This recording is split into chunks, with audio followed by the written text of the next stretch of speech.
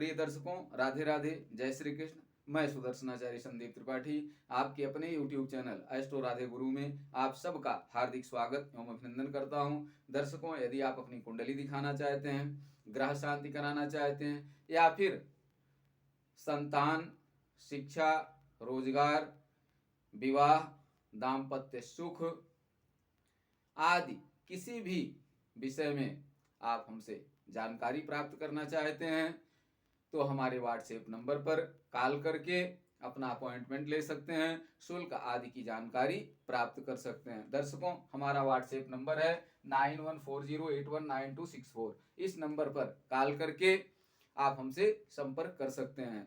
दर्शकों, यदि आप व्यक्तिगत रूप से हमसे मिलना चाहते हैं तो सर्वोदय नगर लखनऊ में हमारा मिलने का समय है शाम को 5 बजे से 7 बजे तक। इस बीच में आप व्यक्तिगत रूप से भी हमसे मिल करके अपनी समस्या का समाधान पा सकते हैं। दर्शकों, आज हम अमल कीर्ति योग के विषय में चर्चा करेंगे कि किसी जातक की कुंडली में, चाहे वो मेल हो चाहे फीमेल हो, अमल कीर्ति योग कब होता है। जब लग्न से दशम भाव में केवल शुभ ग्रह बैठा हो या फिर चंद्रमा जहां बैठा हुआ है, चंद्रमा से दशम भाव में केवल शुभ ग्रह हो, पापक ग्रह न हो, तो अमल कीर्ति योग होता है। आइए देखते हैं। मान लिया किसी जातक की मेष लग्न की कुंडली है, मेष लग्न की कुंडली में दशम भाव में शुक्र बैठा हुआ है। अगर लग्न से दशम भाव में कोई भी ग्रह शुभ ग्रह हो, चाहे वो शुभ चंद्रमा हो, चाहे बुध हो, चाहे गुरु हो, चाहे शुक्र हो, कोई भी ग्रह बैठा हो, लग्न से दशम भाव में कोई भी शुभ ग्रह हो, केवल शुभ ग्रह हो, पापक ग्रह न हो, तो अमल कीर्ति योग होता है। पहला सूत्र। दूसरा, या फिर लग्न से दशम भाव में केवल शुभ ग्रह हो या फिर चंद्रमा से दशम भाव में केवल शुभ ग्रह हो।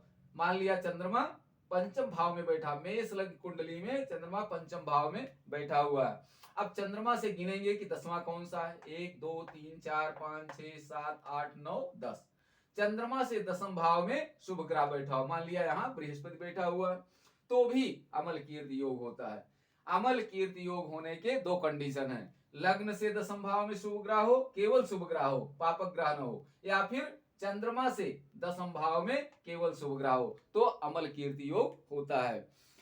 इस योग में जन्म लेने वाला धर्मात्मा होता है, राजा के सदृश होता है, परोपकारी होता है, दानी होता है और बंधुओं से प्रेम करने वाला होता है। दर्शकों, जिस भी जातक की कुंडली में अमल कीर्ति योग होगा, हो सकता है कि प्रेजेंट टाइम में परेशान हो अपने करियर को लेकर के, आयु को लेकर के, लेकिन आने वाले समय में जब जिस शुभ ग्रह से अमल कीर्ति योग बन रहा है, उस ग्रह की दशा अंतरदशा आने पर या फिर अनुकूल ग्रह की दशा अंतरदशा आने पर निश्चित रूप से उस योग का फल उसे मिलेगा, अमल कीर्ति योग का फल उसे मिलेगा। ऐसा जातक निश्चित रूप से सुखी होगा, धन धान्य से सुखी होगा, धर्मात्मा होगा, सत्यवादी होगा, राजा का प्रिय होगा और अपने बंधुजनों से प्रेम करने वाला होगा। बंधुजन, समाज उससे प्रेम करने वाला होगा,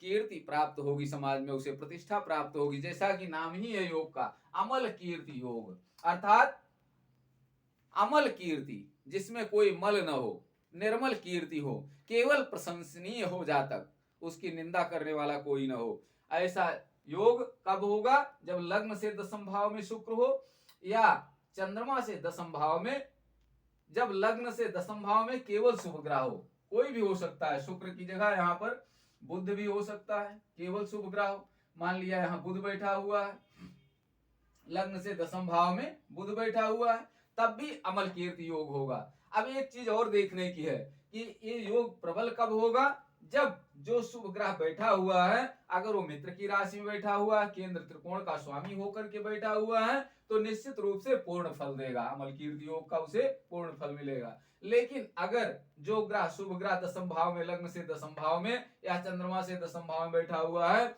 वो पाप फलप्रद है उस लग्न के लिए। जैसे कि मेष लग्न की कुंडली ये है, अब इसमें बुध दशम भाव में मित्र की राशि में बैठा है, लेकिन बुध 3 और 6 का स्वामी होके बैठा है, तृतीयेश और खष्ठेश होके बैठा हुआ है, मित्र की राशि में है, केंद्र में है, लेकिन मेष लग्न के लिए सर्वथा पाप फलप्रद है। ऐसी स्थिति में मध्यम फल मिलेगा। अमल कीर्ति योग का मध्यम फल उसे मिलेगा। पूर्ण फल तब मिलेगा जब वो उस लग्न की कुंडली में योग कारक होकर के दशम भाव में बैठा हो। मान लिया मेष लग्न की कुंडली है और सूर्य योग कारक है या बृहस्पति योग कारक है। यहाँ पर बृहस्पति योग कारक है। मेष लग्न की कुंडली में बृहस्पति योग कारक है। अब बृहस्पति कहां बैठा हो? बृहस्पति दशम भाव में बैठा हो, यहां बैठा हो। लग्न से मेष लग्न की कुंडली है, मेष लग्न की कुंडली में बृहस्पति कहां बैठा हुआ? दशम भाव में बैठा है। लग्न से दशम भाव में शुभ ग्रह, केवल शुभ ग्रह हो तो अमल कीर्ति योग होता है। तो लग्न से दशम भाव में केवल शुभ ग्रह बृहस्पति बैठा हुआ है। बृहस्पति भाग्येश होकर के बैठा हुआ है, मेष लग्न के लिए योग कारक है। ऐसी स्थिति में निश्चित रूप से जातक कोई अमल कीर्ति योग का पूरा फल प्राप्त होगा, अर्थात जातक धर्मात्मा होगा, राजा का मान्य होगा, समाज में प्रतिष्ठित होगा, अपने बंधुजनों से प्रतिष्ठित होगा, बंधुजनों से प्रेम होगा, जातक का भी समाज से प्रेम होगा, समाज के प्रति हृदय से जातक समर्पित होगा और समाज भी जातक को यश और प्रतिष्ठा प्रदान करेगा, अर्थात हृदयगत प्रेम होगा। कब? जब किसी जातक की कुंडली में अमल कीर्ति योग हो। अब मान लीजिए लग्न से तो आपने देख लिया, मान लीजिए चंद्रमा से दशम भाव में शुभ ग्रह, केवल शुभ ग्रह बैठे हुए। चंद्रमा कहां बैठा? मान लीजिए चंद्रमा यहाँ नवम भाव में बैठा हुआ है। चंद्रमा नवम भाव में बैठा है धनुराशि में, इस लग्न कुंडली है, चंद्रमा दशम भाव में बैठा हुआ है। अब यहाँ हम देखेंगे कि चंद्रमा से दशम भाव में केवल शुभ ग्रह हो। चंद्रमा से दशम भाव कौन होगा? 1 2 3 4 5 6 7 8 9 10। यहाँ पर दशम केवल शुभ ग्रह हो। मान लिया कि यहाँ बुध बैठा हुआ है, दशम भाव में बुध बैठा हुआ है। चंद्रमा से दशम भाव में बुध बैठा हुआ है और बुध 15 अंश का है, अपने परमोच्चांश में है। बुध लग्न से छठे भाव में है लेकिन अपनी उच्च राशि में परमोच्चांश में बैठा हुआ और चंद्रमा से दशम भाव में है। ऐसी स्थिति में निश्चित रूप से जातक की कुंडली में अमल कीर्ति योग होगा, जातक धर्मात्मा होगा, बंधुजनों का प्रिय होगा, समाज में प्रतिष्ठित होगा, दाता होगा और सबको हृदय से सम्मान देने वाला होगा और सब उससे प्रेम करने वाले होंगे। दर्शकों, अमल कीर्ति योग जैसा कि नाम ही है, अमल कीर्ति योग अर्थात निर्मल कीर्ति हो जिसकी, कोई दाग न हो जिसके जीवन में, हमेशा अपने गुणों से सबको मोहित करने वाला हो, गुणी हो, धर्मात्मा हो, ऐसा जातक हमेशा सुखी होता है, धन धान्य से परिपूर्ण होता है और सब उससे प्रेम करते हैं। तो दर्शकों, आप अपनी कुंडली में भी देखिए, अपने बच्चों की कुंडली में देखिए कि क्या अमल कीर्ति योग है कुंडली में। यदि लग्न से दशम भाव में केवल शुभ ग्रह बैठा हुआ है तो निश्चित रूप से अमल कीर्ति योग है, आपका या आपके बच्चों का जीवन आनंद पूर्ण होगा।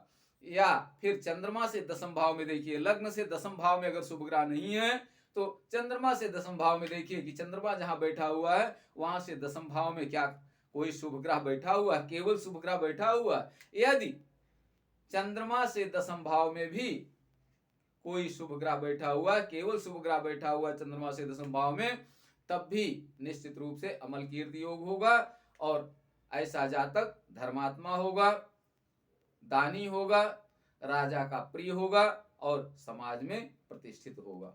दर्शकों, आज यहीं तक। यदि आपने हमारे चैनल को अभी तक सब्सक्राइब नहीं किया है तो प्लीज हमारे चैनल को सब्सक्राइब करें, लाइक करें, शेयर करें और बेल आइकन घंटी को दबाना न भूलें ताकि हमारा वीडियो आप तक सीधे पहुंचता रहे। आप सबका मंगल हो। राधे राधे, जय श्री कृष्ण। आप सब स्वस्थ रहें, मस्त रहें, हंसते मुस्कुराते रहें।